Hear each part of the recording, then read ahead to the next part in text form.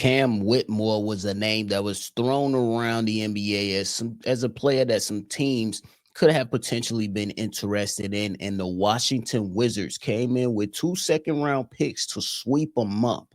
So on today's episode, we got to talk about it. Did the Chicago Bulls miss out on a big opportunity to acquire Cam Whitmore? Y'all know we gonna talk about it, break it all down, but you gotta hear the music first. Cognac, gang.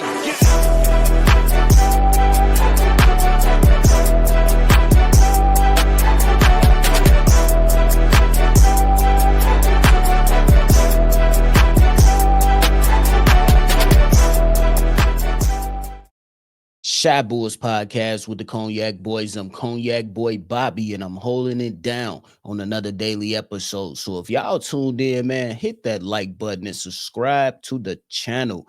I know that this weekend we had July 4th celebration. I hope you all enjoyed it with your family. It's now time to talk about some Bulls basketball. Oh yeah, and one more thing. There have been a number of voicemails that have came in, but they've been a bit incomplete. The 617, the 216, and Auntie Goon. Look, I need y'all to give me a complete thought. I need y'all to state your name before you give the thought, just so everybody around Bulls Nations can hear your thought and hear your take. And Auntie Goon, we did talk a little bit, and you did let us know why.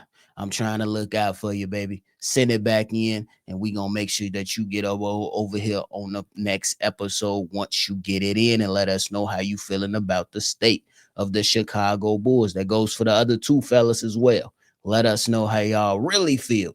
But don't forget about your name, because we want to show love appropriately over here on Shy Bulls Podcast. But hey, we look at this Cam Whitmore stuff, man. We look at it and we say, hey, that was an opportunity for the Chicago Bulls to go out there and grab another young player to bring over here to the Chicago Bulls. And what we already know what the plan was at the start of the offseason. The plan at the start of the offseason, I want to make sure for those that didn't hear the plan, that they heard the damn plan. The plan was to get the damn rights for their draft pick, draft the player. They did that. Then acquire another player in the offseason. They did that with Isaac Okoro, and by selecting my man's Noah Esingwe, and then having Ubrich kind of put up tucked to the side in the G League just to see what he can do on a two-way contract. But enters Cam Whitmore to where a lot of people are feeling like it's a missed opportunity. And me personally, I'm going to agree with you guys on that missed opportunity. I think that the Chicago Bulls right now, with some of the young players that we have on the team, Dalen Terry, Julian Phillips, as one of those two guys who we already kind of know what we have in these young players, and now they're going into another season. We are expecting big things out of these guys, and for the sake of less going out there and getting younger players with the experience, I feel like Cam Whitmore could have been a player that the Chicago Bulls could have taken in just to see what the young kid is made of and see how he can affect the Chicago Bulls, to see if he could be a positive to the team or necessarily a negative to the team, and see what he could potentially bring over here, because the goal was young players with the experience. This man has experience and was kind of tucked off towards the end of the bench in Houston simply because other guys rose above him, or Ime Udoka, head coach over there, felt like my man's Cam Whitmore was just not the option that he wanted to roll with while they were going through their season at certain points, and while they were in the playoffs, when you really never saw Cam Whitmore out there on the basketball court.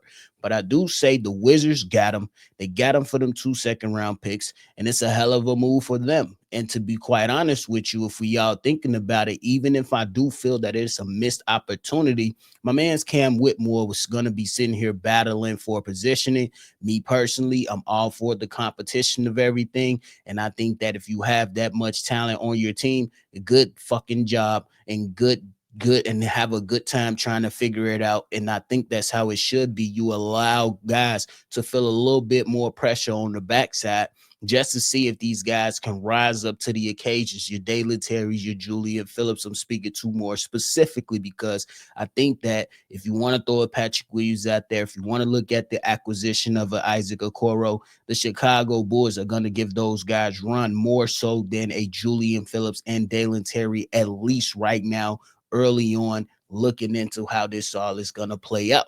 Now, I want to talk about the roster within itself. The roster within itself is pretty much locked in. You know what I'm saying? The roster within itself is pretty much locked in. You looking at the re-signing of Trey Jones, you looking at the acquisition and the addition of a Noah Essengay, and then my man's Isaac Okoro. And you say if the Chicago Bulls was to go out there and make this move, who has to go? I know we all have our candidates, and we look at certain people where like, man, y'all could have got Javon Carter up out of here. Look, it could have absolutely been an option, but the Chicago Bulls probably feel that he's at least an asset that they want to hang on to, at least for the moment. And we know that this front office is really not in the business of making deals for assets. Like right now, we can look at it and say they doing a bunch of dumb stuff, but it could be on the other side, at least from some really, really good dialogue amongst some other Bulls content creators, that maybe the Chicago Bulls are not being that aggressive because they want to kind of take their time with it, and they seen what that aggressiveness in the past has led to, whether we like it or not. Maybe this is the plan, and maybe they're just sticking by their guns. I mean, like I said earlier on in the video, the plan was mapped out. The plan was we're going to draft a player, we're going to acquire a player in free agency. That's exactly what they've done. I don't necessarily know how aggressive they want to be moving forward, at least in 2025. But I personally feel like the Chicago Bulls are moving to focus on 2026. At the end of the season, the press conference, AK, he pretty much saying we're going to have a lot of financial flexibility in 2026. Hold on, gang. We still in 2025. What you mean? We trying to figure out how we finna play in 2025. So what are you talking about and getting hyped up about 2026? And then after the draft, you hear Mark Eversley say, we have our plan. We're sticking to our plans. We're not going to skip any steps, and we're going to be positioning ourselves for 2026.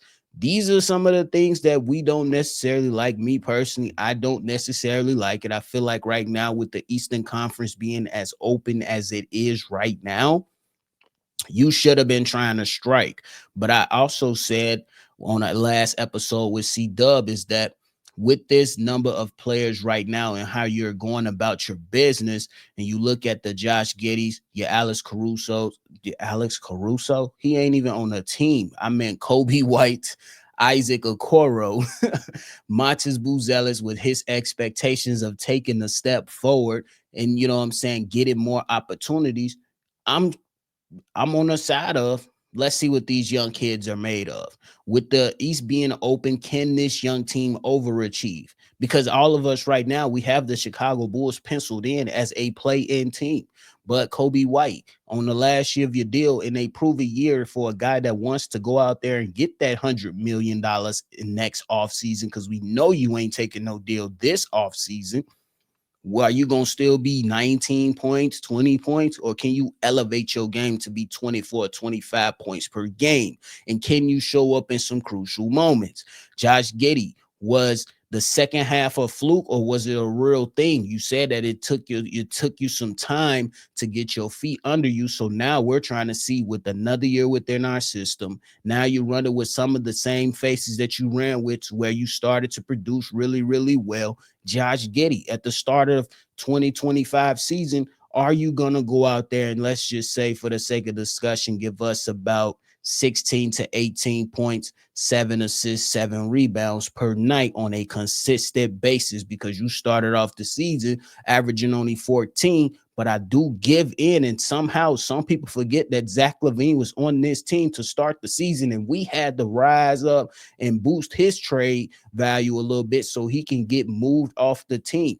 How is Ayodo Sumu reinserting himself back into the team is going to look for us? Nikola Vucevic right now is still looking on is still on the team. And yes, y'all know I'm about to say it. Why is he still on my team? But at the end of the day, if he's still on the team, what is he going to look like? And how are the guys going to operate as a whole to see if they can finally overachieve instead of being right where we all think they are going to be? So yes, there could have been some missed opportunities, a lot of missed opportunities with the Chicago Bears Bulls over the last few years. But at the same time, the plan has been told to us. So I can't be up in arms about why the Chicago Bulls are not doing much when they told me this is what they're going to do. I have to go out there and just chalk it up to the game. That's just what it really comes down to. We have to chalk it up to the game at this particular moment and look at what the Chicago Bulls have done, how hard they are believing in themselves, that they can run with this whole motto, we want young players with experience, and see if that can translate into something else. Because you looking at the landscape, you look at Atlanta, the moves they made. Those are big moves to make. You look at Orlando, the Desmond Bain move. Would you guys believe that Desmond Bain was the move to acquire the most assets in one single trade? Crazy work, right? Everybody else that was moved wasn't moved around for much. And I think that these teams are starting to position themselves in a different way to where they really, really value these picks now, simply because that second apron. And a lot of people don't want to find themselves in that crazy ass luxury tax right now. That's, you know what I'm saying, making GMs have to GM a little bit more different. So it's just how it is right now. Again, we got some missed opportunities dating back to Andre Drummond being on the team, DeMar DeRozan being on the team, last year with Alex Caruso being on the team. But what's done is done at this particular moment, and it is what it is. I wish the best for Cam Whitmore. He's just not on the Chicago Bulls. I'm gonna still be cheering for him, just as a basketball fan, to see what he could do. And if he play the Chicago Bulls, I ain't hoping he do nothing. I ain't gonna sit up here and lie to y'all. I'm hoping that he does nothing. So it is what it is. So yes, some missed opportunities, but the Chicago Bulls have stayed the course. They haven't veered off the course. They've let us know where they stand, and they've been rocking foot locking steps down that road. And we'll see what happens with Josh Giddey's contract and the restructuring of this team, if there is any more restructuring going to happen. But this is where we are. So I can't sit there and complain about it. We just gonna see if these young guys, this new version of the Chicago Bulls, can bring some excitement and but also put dubs in the win column. That's what it's gonna come down to. Can these guys overachieve? Is gonna be the very interesting thing and the telling thing coming into this next season that we're getting ready to tune ourselves into and go ahead and rock out to. But hey, that is it for me today, man. I appreciate y'all. Y'all let me know how y'all feel, man. Do y'all feel like it was a missed opportunity? Would you have liked Cam Whitmore with the Chicago Bulls more so than a Dalen Terry, more so than a Julian Phillips? Or are you one of those people that is willing to just see if Julian Phillips can take another step in his game, and Dalen Terry, how he played was pretty damn impressive the second half of the season. Billy Donovan started to trust his work a lot more, and I was really, really surprised by that. Another conversation we're gonna have about those two players previously mentioned.